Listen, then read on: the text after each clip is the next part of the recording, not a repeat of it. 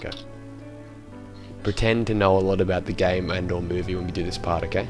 Okay. Alright. Okay. Okay, I'm ready. Okay, so we got a cutscene, so great start. Everyone, be quiet. Can we talk over it? Is it okay? No, it isn't. No, it isn't. You're gonna What murder he just said, me. he You're said, gonna he put me said, through the shredder. yep. Okay, he said, remember, don't touch anything, and then the music dramatically stops. Anyway, hello everyone. Today we're going to the Cave of Wonders. Cave of Wonders, the Cave of Wonders. And I'm joined by Nintendo 64 and Ratchet 5 for the first guest commentary part of the Let's Play. Okay. I swear I commentated in a part earlier on. Yeah, part 3, but then that fucked up, and so I quit. And then I went to bed, and then recorded it and then subsequently recorded it the next day. That was me trying to use a big word. So, today we're in the Cave of Wonders, and it's a wonderful cave of wonders. And it all looks the same. Like, every single part of it looks the same. Yeah, which is a very Emperor's New Groovy thing, isn't it? It actually reminds me of Croc, actually. It reminds me of that maze level at the end of Croc 2. I don't know what you're talking about. It reminds me of Love Actually. Love Actually. Sorry, I couldn't resist. Oh shit, okay. This appears to be the hardest platforming in the whole game so far, because the platforming is so fast that you practically fall off for no reason. So it looks like it just feels just watching this. It makes me feel like Aladdin's really hard to control. Like he is. That's the problem. That's the problem with the jumps. If this was like Crash, it'd be okay, because they're very Crash-esque jumps. I find. Okay, let me just get this. There we go. All right. Because it looks like your jumps like you have to like restrain them. Is that what you're trying to say? Like you kind of have to pull back. They look really big and yeah, I don't know. Awkward. It's hard to explain. Exactly, they do. And so the aim of this, we're going to chase Abu, and he's going somewhere. I found out, yeah, his name is Abu. I don't know. Who, the monkey? Yeah. Right? Abu. Yeah, well, duh. Everyone knows that. Oh, But you didn't know that Gilbert Gottfried voices the parrot. He stole my bike. Yeah, you know, that's just the irony, because in that part, oh, what the fuck? Okay, looks like that thing won't open, so that's a bit weird. Maybe I have to go up here. Those are the weirdest checkpoints too. It's like a ring. Checkpoint, it says. It's really epic, like incredibly epic. Like, I mean, it's the best checkpoint mechanism in video game history. It should say checkpoint, and then someone should sing "Leading the Way" as soon as you get the checkpoint, in my opinion. What sort of reference is that, Angus? Do I need to say it? Yep, spell it out. D-A-Z-Z-Y. Oh, okay. Actually, does this Do you remind you? know that, or do you not know that? I'm going to say I do, but I don't. I was going to say that it's one of his things. Like every time Dazzy gets a checkpoint, he goes checkpoint, leading the way. Oh, okay, that's a bit weird. But then again, you obviously don't watch enough Dazzy Let's Plays. No, clearly not. Fuck you! Hurry up. Okay, now seems to be some weird. I don't know if you meant to actually. Yeah, okay, I'm going to try and do that again. I was going to say, does this remind you of the City Chapter 2, anyone? When we had to do that bullshit with the city? That's what I remember. Guess. See, look, okay, look at that. That was completely fail. Like, see, that jump... that jump is practically impossible to get. Except, yeah, because of the inaccuracies with the controls. That's the problem with it, I think. So, alright. Look, so what happens is this gets lowered down. I'm going to save state it. Then you got to jump just enough. If you do a full jump, you're not going to make it.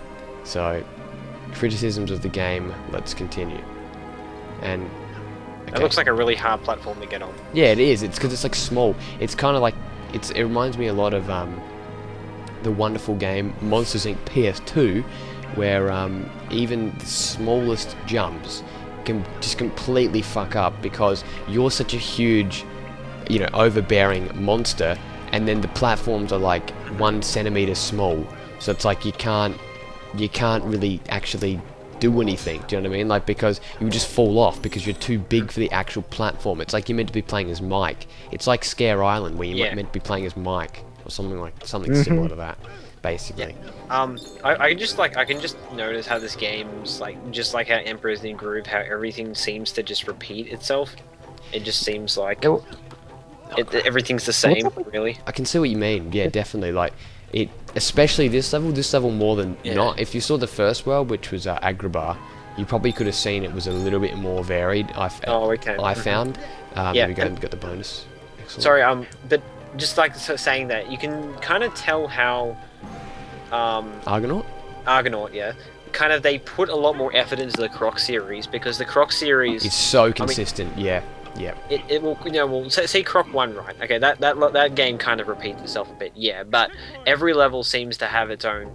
They're all different. They all have their own challenges and stuff like that. They usually add in at least one thing new per level. And Croc 2, I think, does it even better. Croc 2, each level looks pretty different to each other and does pretty different things. But this game, as well as Emperor's New Groove, they seem to just repeat themselves a lot, and they just seem to look basically the same a lot.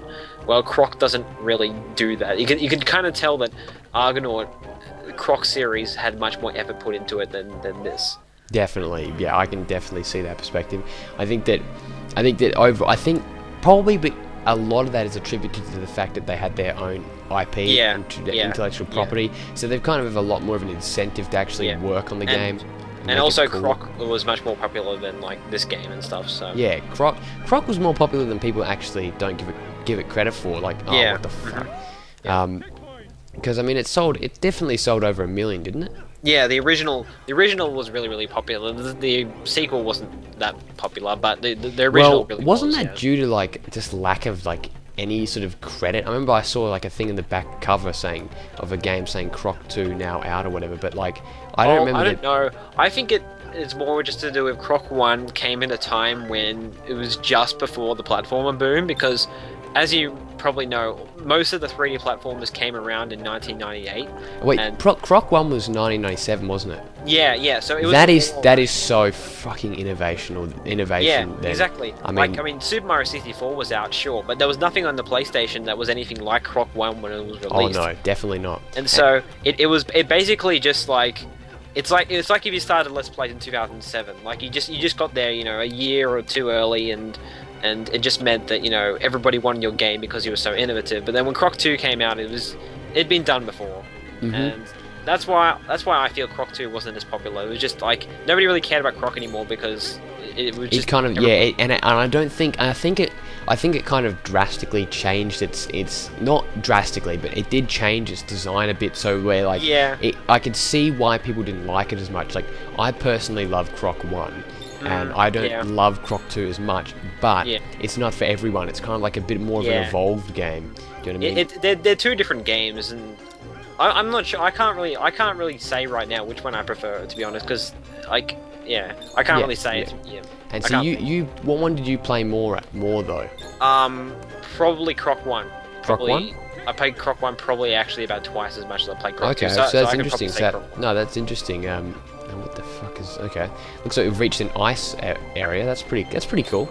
And is it slippery? Oh my god, yeah. This reminds me of the catacombs level in oh my god. Oh my shit. Oh crap. Okay.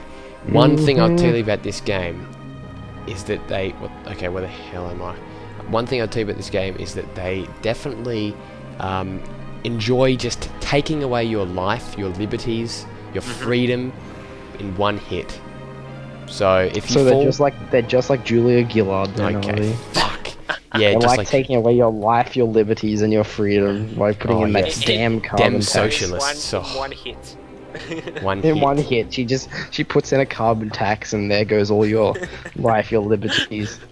Yep. Gex 2 references, everyone. Your life is basically over if you with the carbon tax. But this isn't about the carbon tax. Alright, so I know this is a very newbie question, but I'd say like the coins are about like the equivalent of the crystals in Croc 2. Would you say that? And the crystals basically are used to pay for shit, isn't it? Yeah. And but you don't need to collect all of them, you just need to get them.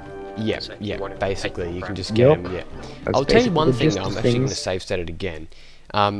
What I do appreciate about Argonaut Games is that they're not, I guess you categorize them as generic platformers, but at the same time, I feel like Argonaut Games platformers, especially Emperor's New Groove, even though that game was a pain in the ass, they actually did a lot of different things with the game. Like they had like 3-4 different playable characters, different concepts like riding down like hills and shit. Like they could have just had it where it's just like this the whole time, nothing. Do you know what I mean? But instead they changed it and made it sort of a, there's just a bit at the end there which is Yeah, a pain in the ass, no doubt. But at least they tried something different rather than having the entire level be completely platformed. Can you name any of the Disney movie games where you reckon that they didn't try at all? They're like, not at Lilo all. and Stitch. Lilo and Yeah, Stitch. Oh, I no, I still think they tried in Lilo and Stitch. They didn't try that hard. But when you think about games like Lilo and Stitch, you really can see how Argonaut really do try a bit harder than everyone else. Yeah. And by the way, I'm just telling him in the bonus round, in case you don't know, every bonus round's like a different type of level. So this is like a surfing thing, so it's probably kind of cool. But I'm gonna say right now, I reckon Argonaut Games are like. We were talking about this in my Let's Play of Muppet Monster Adventure about how Magenta Software are like a third-rate company. I reckon Argonaut Games like. wait, what did Magenta produce? Oh, Muppet Monster Adventure and a yeah. couple of those and Buzz Treasure Planet. games. Treasure Planet. Oh, okay. So what were we saying about Argonaut? I think Argonaut's probably a bit more like highly rated than Magenta. Yeah, no, I definitely agree. A bit less third rate. A bit less. Like Argonaut, like Insomniac and Naughty Dog are like top rate, right? Then maybe what would you say second rate? Yeah, this is second rate. Argonaut Yeah, is second rate, and then Magenta and all those like other ones are like third rate, probably. Yeah, I agree. Maybe, do you reckon Blitz is probably second rate? Blitz? Yeah, oh, maybe in between second and The third. makers of Monsters Inc. Scare Island are pretty third rate. Yeah, in my I'd say opinion. that. Yeah, so By you the way, I reckon didn't Blitz is also third rate? actually complete that, but I'm going to come back later and do that. But yeah, we'll continue the discussion about developers in the next part if they want to join us. And cue Angus saying, "I don't want to be in your fucking Let's Play anymore." I think Crystal Dynamics are a second rate company. Yeah, Yeah, I that's agree. exactly the Yeah. response I expected. Thank you for watching, guys. See ya.